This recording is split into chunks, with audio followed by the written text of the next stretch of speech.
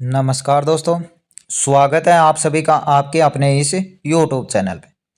Friends, इस video में हम बात करने वाले हैं जो अपनी भर्ती है CISF कांस्टेबल फायरमैन की। उसके बारे में आपके जो भी डाउट चल रहे हैं सभी डाउट को यहाँ पे एक एक करके मैं आपको क्लियर करने वाला हूँ लॉजिक तरीके से। कि पहला डाउट जैसे होगा आपका नॉर्मलाइजेशन इसमें होगा या नहीं होगा, रिजल्ट है वो आपका कब तक आ सकता है, कौन सी शिफ्ट आपकी हार्ड थी यानी नंबर कितने क्या बढ़ सकते हैं, और लास्ट में आपका जो सेफ जोन बोलते हैं जिसको फाइनल लिस्ट है वो कैसे क्या आने वाली है और कितनी जा सकती है, इन सब का जिक्र इस वीडियो में करने वाले। तो जो भी साथी इस भर्ती से रिलेटेड है वीडियो को पूरा जरूर लास्ट तक देखें। चलिए शुरुआत करते हैं और सबसे पहली बात ये करते हैं कि नॉर्मलाइजेशन होगा या नहीं होगा। देखिए, एग्जाम की बात करूं, जब भी आपका एक से ज़्यादा शिफ्ट में होता है तब आपका नॉर्मलाइजेशन आपका यहाँ पे 100% होता है। TCS ही आपकी कंपनी ने करवाया है और ये जब भी एक शिफ्ट से ज़्यादा में एग्ज़ाम होता है नॉर्मलाइजेशन आपका होता है। यानी आपका 100% यहाँ पे क्या होने वाला है, नॉर्मलाइजेशन होने वाला है। ठीक है। दूसरी बात आती है कि कौन सी शिफ्ट आपकी यहाँ पे हार्ड थी। देखिए, 3 शिफ्टों में आपका पेपर हुआ था। जिसकी बात करूं मैं सबसे ज़्यादा, आप अपनी शिफ्ट भी बता सकते हो क्योंकि आप जिस हिसाब से आपने एग्जाम दिया है आपको ज़्यादा शिफ्ट यही लगती है कि मेरी वाली शिफ्ट हार्ड थी। लेकिन मैं बताना चाहूँगा आपको सबसे ज़्यादा जो शिफ्ट थी, आप अपने हिसाब से नीचे कमेंट कर सकते हो कि आपको आपकी शिफ्ट कैसी लगी थी। सबसे ज़्यादा जो हार्ड शिफ्ट थी वो थी आपकी थर्ड, उसके बाद आपकी सेकंड, और सबसे जो कम हार्ड आप कह सकते हो, इजी तो नहीं थी लेकिन मॉडरेट लेवल की थी, वो आपकी फर्स्ट शिफ्ट थी।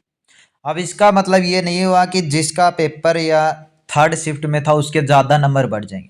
नॉर्मलाइजेशन होगा लेकिन इतना आपका यहाँ पे नहीं होने वाला है।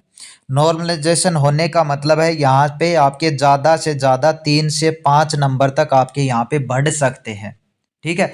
इससे ज़्यादा नॉर्मलाइजेशन आपका यहाँ पे नहीं होने वाला है क्योंकि पेपर की बात करूँ तो ज़्यादा टफ जिसको बोलते हैं उतना टफ आपका पेपर यहाँ पे नहीं आया था। एक और आपके मन में डाउट आता है कि जब वैकेंसी बढ़ गई तो कट ऑफ कम क्या हो सकती है। बिल्कुल, लेकिन इतना भी नहीं जितना आप बिल्कुल ही कट ऑफ को नीचे ले आओ।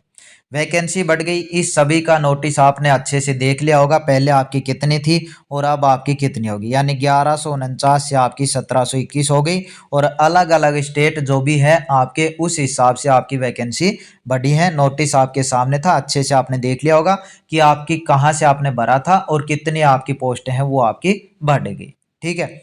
अब दूसरी बात आती है यहाँ पे कि जी फाइनल कट ऑफ कितनी जा सकती है और इसका रिजल्ट है वो आपका यहाँ पे कब आ सकता है, और मेडिकल के बाद एक और लिस्ट आएगी या फिर अभी फाइनल मेरिट लिस्ट आपकी यहाँ पे होने वाली। तो पहली चीज़ तो ऑफिशियल नोटिस के अनुसार मैं यही आपकी क्लियर कर देता हूँ। देखिए, ये आपका ऑफिशियल नोटिस है। आप सभी जब भर्ती आई थी आपके सामने यही नोटिस आया था, इसी को देख के आपने फॉर्म वगैरह भरे थे। और अब इसी में आपको दिखा देता हूँ कि कितने कैंडिडेट आपके यहाँ पे बुलाने वाले। तो पहली बात करूँ तो ये पहला जो नोटिस है इसमें तो आपकी वैकेंसी कितनी थी, 1149। इसके बाद नया नोटिस आया, आप सभी ने देख लिया होगा, जिसमें आपकी वैकेंसी हो गई है 1721। ठीक है। अब इसमें ही देखिए 11 नंबर पे आप चलते हैं तो वहाँ पे आप पाओगे कि कितने कैंडिडेट यानी मेरिट लिस्ट कब आएगी और कितने कैंडिडेट आपके यहाँ पे बुलाएंगे। तो जैसे ही आप 11वें पॉइंट पे आते हो आपको यहाँ पे दिखाई देगा, देखिए कि सबसे पहला तो यहाँ पे सिलेक्शन मोड क्या है वो भी आपको पता होना चाहिए। सिलेक्शन मोड यानी कैसे आपको मिलने वाला। तो सबसे पहले आपका क्या हुआ, पीटी और फिजिकल, यानी आपका पीटी और पीएसटी आपका हुआ था लगभग 1 साल बाद। अब आपका क्या हुआ है, एग्जाम। यानी 3 स्टेट हैं इसमें, जो आपकी पहले आपका फिजिकल है, उसके बाद एग्जाम, उसके बाद आपका डॉक्यूमेंट्स और मेडिकल एक साथ होते हैं। इनके बाद आपकी क्या आ जाती है, लिस्ट। लेकिन अब देखिए जैसे ही आपका फिजिकल हो चुका है उसके बाद आपको किसके लिए बुलाया है, जिनका फिजिकल पास हुआ उनको किसके लिए बुलाया, एग्जाम के लिए। अब एग्जाम में जो आपकी कट ऑफ जाने वाली है वो ही क्या रहने वाली है, आपकी फाइनल मेरिट। यानी जिसकी अब एग्जाम का जो कट ऑफ आएगी, जो लिस्ट आएगी, यानी उसका सिलेक्शन इसमें हो चुका है। क्यों कह रहा हूं, देखिए यहीं पे थोड़ा सा नीचे आएंगे, देखिए मेरिट लिस्ट आपको अच्छे से पता है। जैसे ही आपका फिजिकल होगा, रिटन एग्जाम होगा, अलग अलग स्टेट अलग अलग कैटेगरी की आपकी मेरिट लिस्ट जारी कर दी जाएगी। और आप कहते हो मेडिकल और वो होगा, तो यहाँ पे साफ लिखा हुआ है, देखिए इस पैरे में कि medical exam the candidate equal to the number of vacancies allotted to the state UTs in each category will be called for detail medical examination. यानी जितनी वैकेंसी जो भी स्टेट है आपका, जो भी आपका केंद्र शासित प्रदेश है, उसमें जितनी भी वैकेंसी थी जिस भी कैटेगरी के हिसाब से उतने ही मेडिकल के लिए बुलाने वाले। यानी जो अब आपके एग्जाम की कट ऑफ आएगी वही आपकी फाइनल मेरिट लिस्ट आपकी यहाँ पे रहने वाली। यानी सब कुछ अब आपका फाइनल मेरिट लिस्ट पे ही, यानी एग्जाम की जो रिजल्ट आएगा उस पे ही डिपेंड है। तो चलिए अब बात कर लेते हैं रिजल्ट पे और कट ऑफ कितनी जा सकती है।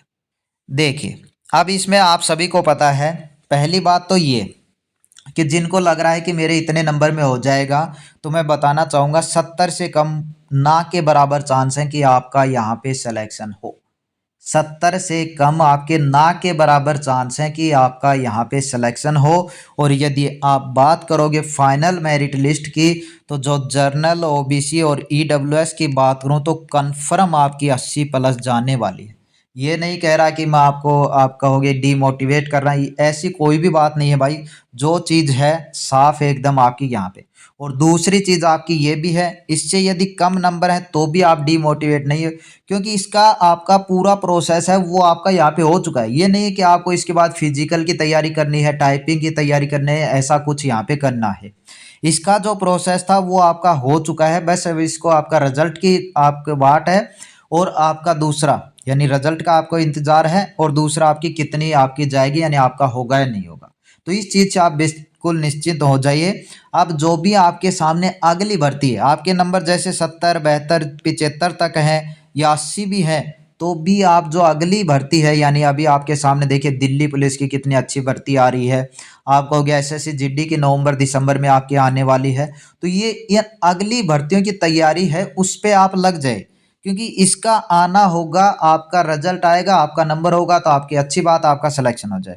अन्यथा आप उस भर्ती में भी पीछे रह जाओगे यदि आपने अच्छे से अभी तैयारी शुरुआत नहीं की। फिर आपको ये नहीं देखना पड़ेगा कितनी कट ऑफ क्या कितनी जाएगी, आपका बस जो टारगेट लेके चलोगे कि मुझे 80 85 कितने नंबर लेने हैं, उतने नंबर उस हिसाब से पढ़ते जाओ, आपका सिलेक्शन यहाँ पे हो जाएगा। तो मैंने बता दिया है। कट ऑफ की बात करूं तो मैं लगभग आपकी 80 प्लस आपकी कन्फर्म आपकी यहाँ पे रहने वाली है।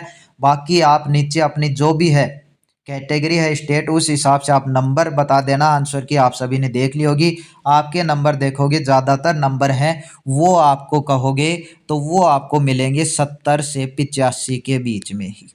ठीक है, तो उम्मीद करता हूं कि आपको जो जानकारी मैंने दी अच्छे से समझ पाए होंगे, और इस भर्ती से निश्चित होकर अपनी जो आगे की प्रोसेस है, यानी इसमें तो आप कुछ नहीं बता, रिजल्ट आना है वो आपका आ जाएगा। रिजल्ट की बात करूं तो देखिए ज़्यादा पूरे चांस हैं कि इसके साथ सीआईएसएफ जो हेड कांस्टेबल 2019 का था, और इसका लगभग 7 से ही आपके रिजल्ट आने वाले हैं, वो हो सकता है आपका अक्टूबर लास्ट तक। ठीक है, कन्फर्म नहीं है भाई, लेकिन मैंने बता दिया कि जब भी आएगा आ जाएगा। ज़्यादा चांस आपकी अक्टूबर लास्ट तक है। बाकी आप जो अगली भर्ती है उसकी तैयारी आप कर सकते हो। जिसके अच्छे ही नंबर है भाई, 90 95 ही जा रहे हैं, तो उनके तो आप खुद को भी महसूस हो रहा है कि मेरा तो यहाँ पे हो जाएगा। लेकिन फिर भी कहूँगा कि जिनके नंबर थोड़े कम लग रहे हैं, 80 भी लग रहे हैं, 70 75 60 जिनके लग रहे हैं, वो अपनी अच्छे से तैयारी कर लें अन्य भर्ती की। इसमें होना होगा तो हो जाएगा, अच्छी बात है, मेरा तो सभी के लिए बेस्ट ऑफ लक ही है। वरना आप अलग से जो आपकी भर्ती आई है उसमें आप पीछे न रहें, उसके लिए अभी से तैयारी अपनी शुरू कर दें। तो चलिए इस वीडियो में इतना ही, मिलते हैं नेक्स्ट अपडेट के साथ। धन्यवाद।